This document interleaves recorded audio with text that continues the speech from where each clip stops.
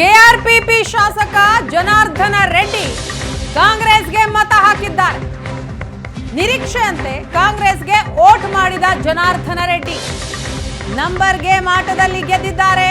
CM Siddaramaiah, DCM DK Shivakumar Janardhana Reddy ಅವರ ಮನವೊಲಿಸುವಲ್ಲಿ DCM DKShi success ಆಗಿದ್ದಾರೆ.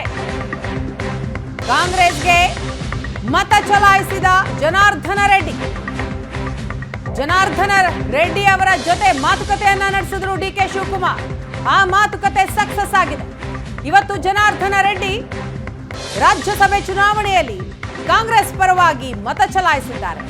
ಮತ ಚಲಾವಣೆಯ ಬಳಿಕ ಮಾತನಾಡಿದಂತಹ ರೆಡ್ಡಿ, ಆತ್ಮಸಾಕ್ಷಿಯ ಪರವಾಗಿ ವೋಟ್ ಮಾಡಿದ್ದೀನಿ. ಆ ಆತ್ಮಸಾಕ್ಷಿಯ ವೋಟ್ ಯಾರಿಗೆ ಅಂತ ಪ್ರಶ್ನೆ ಮಾಡಿದಾಗ ಅದು ಜನಾರ್ದನ ರೆಡ್ಡಿಯ ಆತ್ಮಕ್ಕೆ ಮಾತ್ರ ಗೊತ್ತು ಅನ್ನೋ ಮಾತನಾಡಿದ್ರು.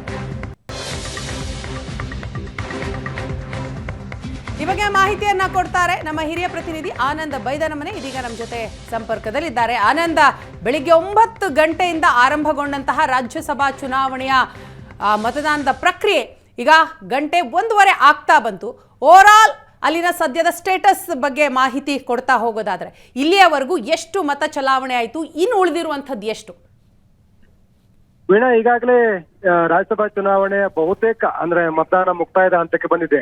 223 ಮತಗಳ ಪೈಕಿ ಈಗಾಗಲೇ 217 ಮತಗಳು ಚಲಾವಣೆಗೊಂಡಿದೆ. ಇನ್ನು ಕೇವಲ 6 ಮತಗಳಷ್ಟೇ ಬಾಕಿ ಇರತಕ್ಕಂಥದ್ದು. ಅದರಲ್ಲೂ ಮುಖ್ಯವಾಗಿ ಬಿಜೆಪಿಯ ಶಿವರಾಮ್ ಹೆಬ್ಬಾರ್ ಸೇರಿದಾಗೆ 6 ಮತಗಳಷ್ಟೇ ಬಾಕಿ ಇರುವಂತದ್ದು. ಹಾಗಾಗಿ ಈ ಚುನಾವಣೆಯ ಬಹುತೇಕ ಮತದಾನ ಪ್ರಕ್ರಿಯೆ ಬಹುತೇಕ ಎಲ್ಲ ಹಂತದ ಮತದಾನ ಮುಕ್ತಾಯಗೊಂಡಿದೆ ಅಂದ್ರೂ ಕೂಡ ತಪ್ಪಾಗಲಾರದು. ಒಂದ್ ಕಡೆ ಬಿಜೆಪಿ ಮತ್ತು ಜೆಡಿಎಸ್ ನ ಮೈತ್ರಿಕೂಟದ ವಿರುದ್ಧವಾಗಿ ಅಡ್ಡ ಮತದಾನ ಆಗಿರ್ತಕ್ಕಂಥ ಹಿನ್ನೆಲೆಯಲ್ಲಿ ಸಹಜವಾಗಿ ಒಂದ್ ರೀತಿ ರಾಜಕೀಯವಾಗಿ ಸಂಚಲನ ಮೂಡಿಸಿದೆ. 218 ಮತಗಳು ಈಗಾಗಲೇ ಚಲಾವಣೆಗೊಂಡಿರ್ತಕ್ಕಂಥ ಮಾಹಿತಿ ಬರ್ತಾ ಇದೆ.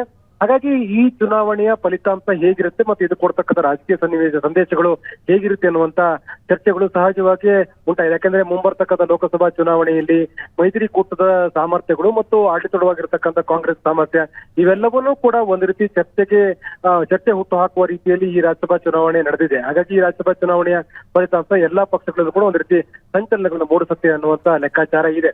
ಇನ್ನೊಂದೆಡೆ ಜನಾರ್ದನ ರೆಡ್ಡಿ ಅವರು ಕೂಡ ಕೆಆರ್ಪಿಪಿ ಪಕ್ಷದ ಅಧ್ಯಕ್ಷರಾಗಿ ಜನಾರ್ದನ ರೆಡ್ಡಿ ಕೂಡ ಕಾಂಗ್ರೆಸ್ ಪರವಾಗಿ ಮತ ಹಾಕಿದ್ದಾರೆ ಅಂತಕ್ಕಂಥದ್ದು ಕನ್ಫರ್ಮ್ ಆಗಿದೆ. ಯಾಕಂದ್ರೆ ಈಗಾಗಲೇ ಅವರ ಪಕ್ಷದ ಪರವಾಗಿ ಡಿಕೆ ಶಿವಕುಮಾರ್ ಆಪ್ತ ಯೋಗೇಂದ್ರ ವಿಕ್ರಮ್ ಅವರು ಚುನಾವಣಾ ಏಜೆಂಟ್ ಆಗಿ ಕೆಲಸವನ್ನು ಮಾಡಿದ್ದಾರೆ. ಅಲ್ಲಿಗೆ ಕಾಂಗ್ರೆಸ್ ಪರವಾಗಿ ಮತ ಹಾಕ್ತಕ್ಕಂಥ ನಿರ್ಧಾರದ ಸಂಬಂಧಪಟ್ಟಾಗ ನಡೆದಿರ್ತಕ್ಕಂಥ ಎಲ್ಲ ಮಾತುಕತೆಗಳು ಕೂಡ ಫಲಪ್ರದವಾಗಿ ಅಂತಿಮವಾಗಿ ಅವರು ತಡವಾಗಿ ಬಂದು ಇವತ್ತು ಮತವನ್ನು ಹಾಕಿದ್ದಾರೆ. ಅವರು ಕಾಂಗ್ರೆಸ್ ಪರವಾಗಿ ಮತ ಹಾಕಿರ್ತಕ್ಕಂಥದ್ದು ಕನ್ಫರ್ಮ್ ಆಗ್ತಾ ಇದೆ. ಇನ್ನೊಂದು ಕಡೆ ರೆಡ್ಡಿಯ ಮತಗಳ ಜೊತೆಗೆ ಇನ್ನುಳಿದಿರ್ತಕ್ಕಂಥ ಪಕ್ಷೇತರ ಮತವನ್ನು ಕೂಡ ಪಡ್ಕೊಡುವಲ್ಲಿ ಕಾಂಗ್ರೆಸ್ ಯಶಸ್ವಿಯಾಗಿದೆ. ಈಗಾಗಲೇ ಲತಾ ಮಲ್ಲಿಕಾರ್ಜುನ್ ಮತ್ತು ಪುಟ್ಟಸ್ವಾಮಿಗೌಡರು ಕೂಡ ಕಾಂಗ್ರೆಸ್ ಪರವಾಗಿ ಮತವನ್ನ ಚಲಾಯಿಸಿದ್ದಾರೆ. ಇನ್ನೊಂದು ಕಡೆ ಕಾಂಗ್ರೆಸ್ ಮತ್ತು ಸರ್ವೋದಯ ಪಕ್ಷದ ಜಂಟಿ ಅಭ್ಯರ್ಥಿಯಾಗಿ ವಿಧಾನಸಭಾ ಚುನಾವಣೆ ಸ್ಪರ್ಧೆ ಮಾಡಿ ಗೆದ್ದಿರ್ತಕ್ಕಂಥ ದರ್ಶನ್ ಪುಟ್ಟಣೆ ಕೂಡ ಕಾಂಗ್ರೆಸ್ ಪರವಾಗಿ ಮತವನ್ನು ಚಲಾಯಿಸಿದ್ದಾರೆ. ಹಾಗಾಗಿ ನಿರೀಕ್ಷೆಯಂತೆ ಕಾಂಗ್ರೆಸ್ಗೆ ಎಲ್ಲಾ ಮತಗಳು ಕೂಡ ಬಂದಿವೆ. ಒಂದು ಹೆಚ್ಚುವರಿಯಾಗಿ ಎಸ್ ವಿ ಸೋಮಶೇಖರ್ ಮತವೂ ಸೇರಿದ ಹಾಗೆ ಒಂದು ಅಡ್ಡ ಮತವೂ ಸೇರಿದ ಹಾಗೆ ಕಾಂಗ್ರೆಸ್ಗೆ ದೊಡ್ಡ ಸಂಖ್ಯೆಯ ಮತಗಳು ಬಂದಿರತಕ್ಕಂಥ ಹಿನ್ನೆಲೆಯಲ್ಲಿ ಸಂಖ್ಯಾಬಲದ ಆಧಾರದ ಮೇಲೆ ಕಾಂಗ್ರೆಸ್ನ 3 ಅಭ್ಯರ್ಥಿಗಳು ಗೆಲ್ಲಿಕ್ಕೆ ಬೇಕಾಗಿರ್ತಕ್ಕಂಥ ಎಲ್ಲ ಅವಕಾಶಗಳು ಕೂಡ ಸೃಷ್ಟಿಯಾಗಿದೆ ಅಂದ್ರೂ ಕೂಡ ತಪ್ಪಾಗಲಾರದು. ಎಸ್, ಥ್ಯಾಂಕ್ ಯು ಆನಂದ್ ತಮ್ಮ ಮಾಹಿತಿಗಾಗಿ. ರಾಜ್ಯಸಭೆ ಚುನಾವಣೆಯ ಮತದಾನ ಪ್ರಕ್ರಿಯೆ ಮುಂದುವರೆದಿದೆ. ಈಗಾಗಲೇ 218 ಮತ ಚಲಾವಣೆ ಆಗಿದೆ. ಇಲ್ಲಿಯವರೆಗಿನ ಅಪ್ಡೇಟ್ ಇದು. ಇನ್ನುಳಿದಿರುವಂಥದ್ದು ಕೇವಲ 6 ಮತ ಬಾಕಿ. ಅದರಲ್ಲಿ 1 ಅಡ್ಡ ಮತದಾನ ಆಗಿದೆ. ಎಸ್ ಟಿ ಸೋಮಶೇಖರ್ ಅವರು ಕಾಂಗ್ರೆಸ್ ಪರವಾಗಿ ವೋಟ್ ಮಾಡೋದರ ಮುಖಾಂತರ ಅಡ್ಡ ಮತದಾನವನ್ನ ಮಾಡಿದ್ದಾರೆ. ಮತ್ತೊಂದು ಕಡೆ ಜನಾರ್ದನ ರೆಡ್ಡಿ ಅವರು ಪಕ್ಷೇತರ ಶಾಸಕರು, ಅವರು ಕಾಂಗ್ರೆಸ್ ಪರವಾಗಿನೇ ಮತ ಚಲಾಯಿಸಿದ್ದಾರೆ. ಈ ಮೂಲಕ